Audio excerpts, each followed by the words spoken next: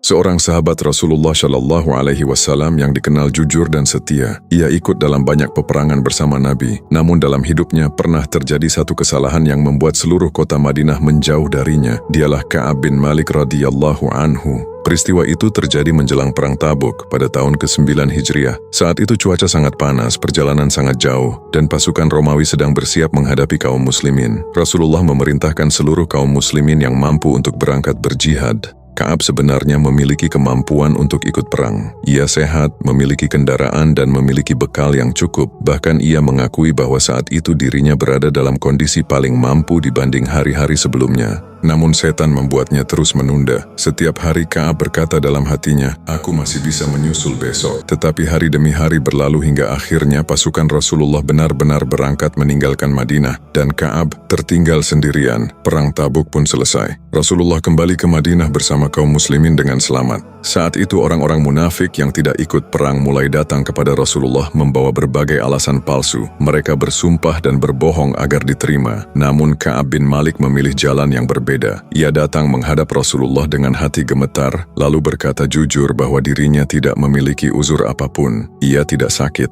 tidak miskin, tidak pula lemah. Ia hanya lalai dan menunda hingga akhirnya tertinggal.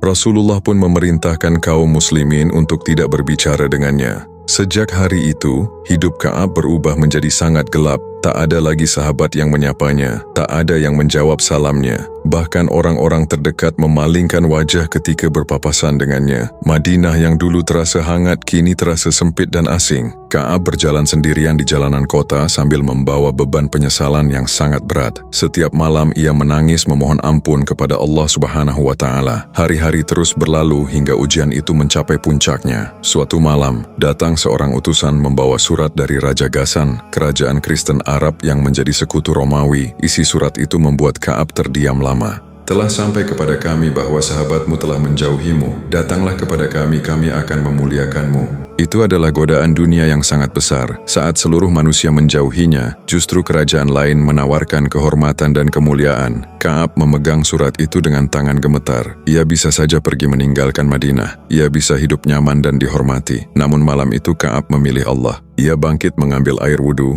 lalu masuk ke rumahnya yang gelap. Dalam kesunyian malam, ia sujud sangat lama. Sujud seorang hamba yang benar-benar hancur. Air matanya jatuh membasahi tanah. Tidak ada lagi tempat bergantung selain Allah. Lalu Ka'ab mengambil surat dari Raja Ghassan itu dan membakarnya hingga habis. Beberapa hari kemudian setelah 50 hari penuh ujian dan pengasingan, turunlah wahyu dari langit. Allah menerima taubat Ka'ab bin Malik. Kabar itu langsung menyebar ke seluruh Madinah. Para sahabat berlari membawa berita gembira. "Wahai Ka'ab, bergembiralah, Allah telah menerima taubatmu." Ka'ab langsung tersungkur menangis. Dadanya terasa ringan setelah sekian lama dihimpit penyesalan. Kisah ini menjadi pelajaran besar dalam Islam. Ka'ab diselamatkan bukan karena kekuatan, harta, atau kedudukan. Ia diselamatkan karena kejujurannya, penyesalannya, dan satu sujud tulus di hadapan Allah Subhanahu wa Ta'ala. Karena terkadang, satu taubat yang benar-benar lahir dari hati lebih dicintai Allah daripada banyak amal yang dilakukan tanpa keikhlasan.